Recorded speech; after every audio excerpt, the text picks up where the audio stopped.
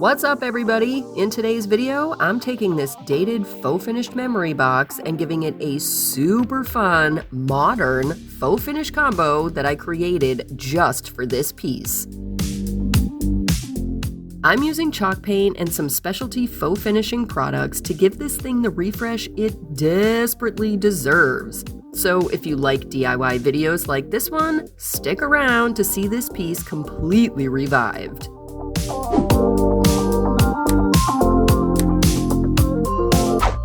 The first thing I had to do was clear the inside because I'm painting everything.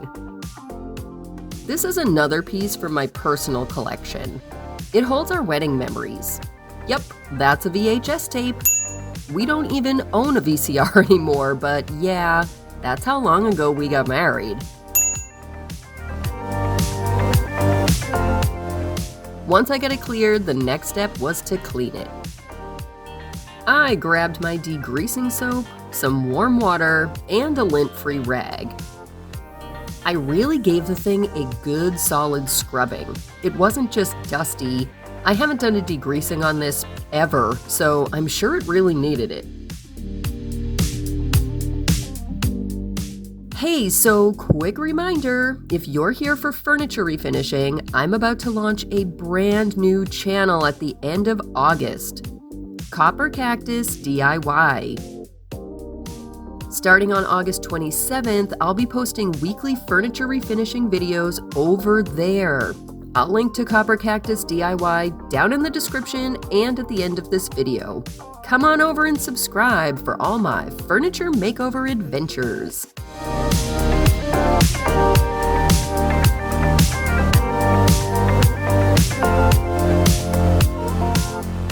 Once the memory box looked like a shiny 20-year-old penny, I grabbed a clean wet rag and wiped it down. This took several passes to remove all the residue.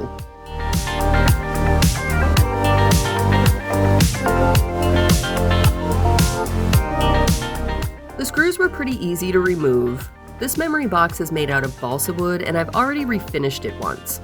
Balsa wood is really soft wood. The second I pulled those screws back then, it pretty much stripped the wood. Some of them were still attached, but most weren't. I eventually abandoned the screwdriver to yank the rest out of there by hand. I made a mental note to grab some wood glue for the rebuild. I used a Japan scraper to pop the hinges off the piece. I honestly can't remember if I put these on while the piece was still wet back in the day, but it took a little finagling to remove them.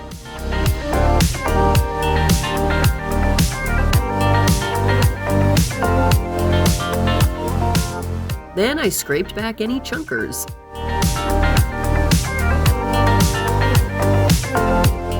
I stored all the hardware together in a zip-top bag. I'm using a somewhat new product for me.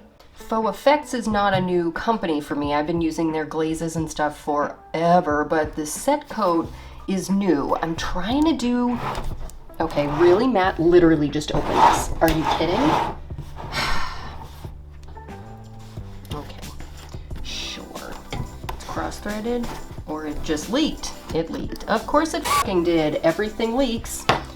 Nothing shows up here without leaking. It better not be dead or I'm going to cry because this was wicked expensive. Okay, thankfully it's not dead. All right, we're gonna see how this works out. I've never used it before. I've also never used it for anything like a project like this before. If I were to use set coat in the past, it would have been on walls, not on just like a small project like this, but I'm trying to test it out because I'd like to see if this would be a really good like blocking primer. Not a stain and odor block, that's for sure. I know it doesn't do that, but like a blocking primer that'll really adhere nicely. So if that can happen, that would be sweet. Let's I'm gonna test it on the bottom.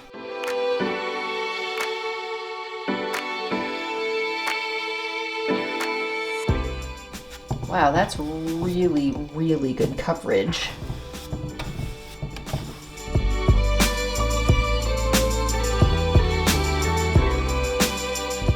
I'm going to keep going with this and bring you guys in on the overhead shot so you can watch the rest of both the top and bottom of this piece get covered.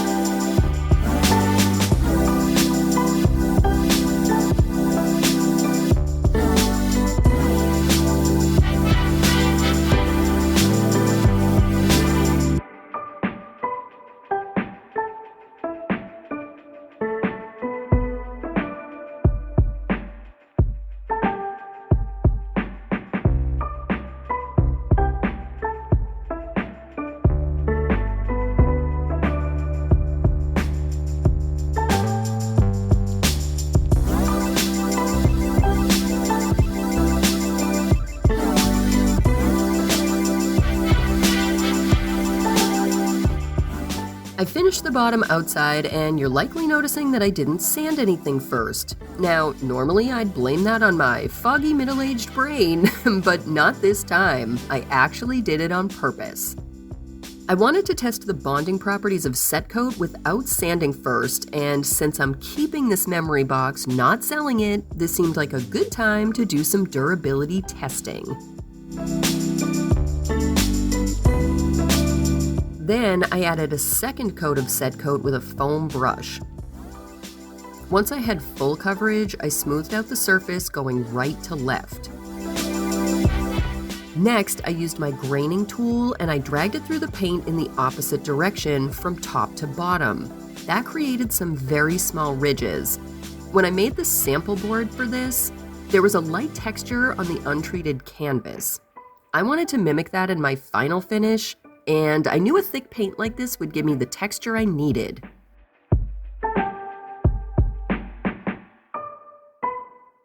I repeated this effect on all four sides of the base, then set it aside to fully dry. While the texture set up, I painted the inside of the lid with Folk Art chalk paint in the color Castle.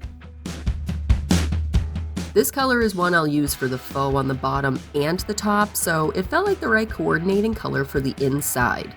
Now, I did a much different color on the inside of the bottom, but I didn't film that, so stay tuned for beauty shots to see how it all turned out.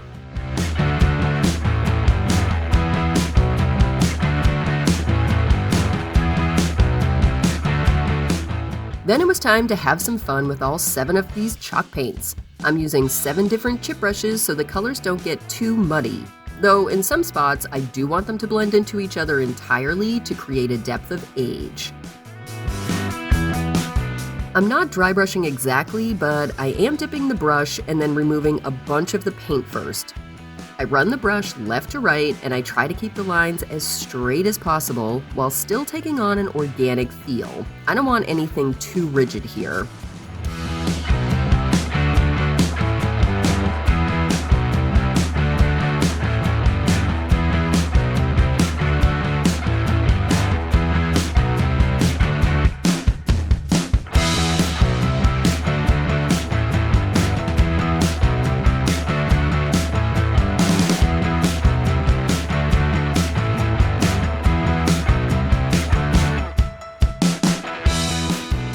I've said it before, but faux usually looks awful up until the moment that it doesn't. Clearly, we're not there yet. It took a while to get the look I really wanted. In total, I ended up doing 4 light coats. Then I put this to the side to dry overnight. The next morning, I gave the inside of the lid a solid second coat. For the faux finish on the lid, I'm using a damp sea sponge and 2 of the grayish tones of the Folk Art chalk paint, Castle and Maui Sand. I'm being super random in how I apply the colors and manipulate the finish. I'm going for some drag marks, some swirls, and some straight up sponge paint marks. I ended up doing 2 layers on all of this. But I didn't do the second coat until the first dried almost fully. But I didn't film the second coat.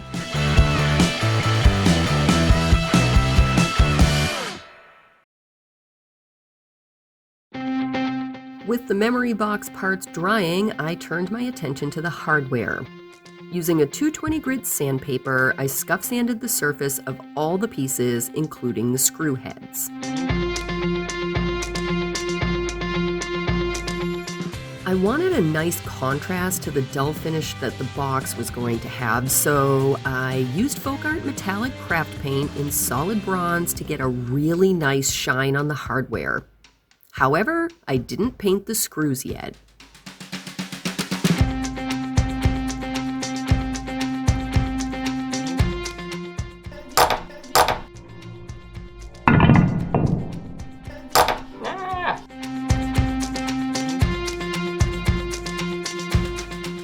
I added a small dot of wood glue to the screw, then attached the hinge to the base.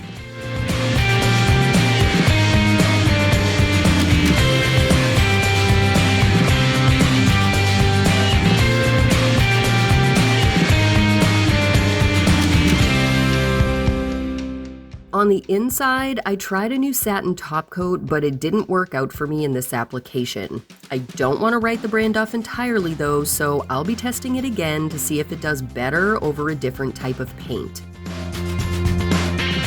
But I used my favorite dead flat varnish top coat by Modern Masters on the outside of this memory box. I wanted the flat finish that chalk paint provides without the rough texture.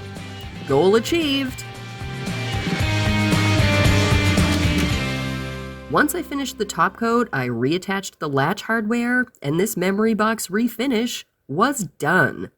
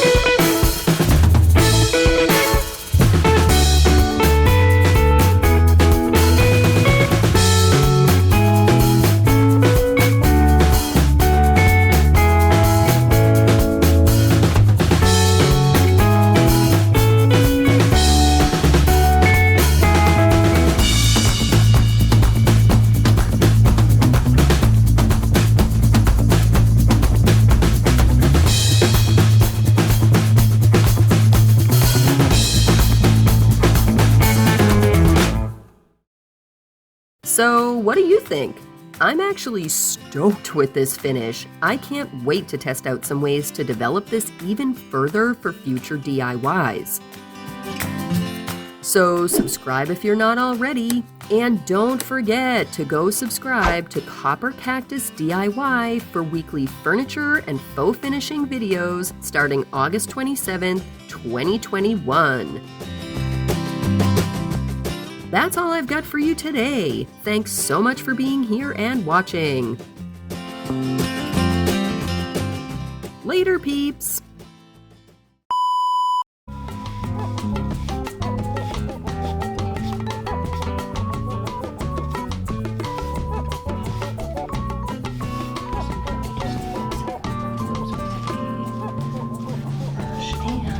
Brush, so that's good. Oh my god, I'm still recording, aren't I? Yikes. Really in love with this particular something, and I probably won't share any of that because even when I'm happy, I sound mad. Okay,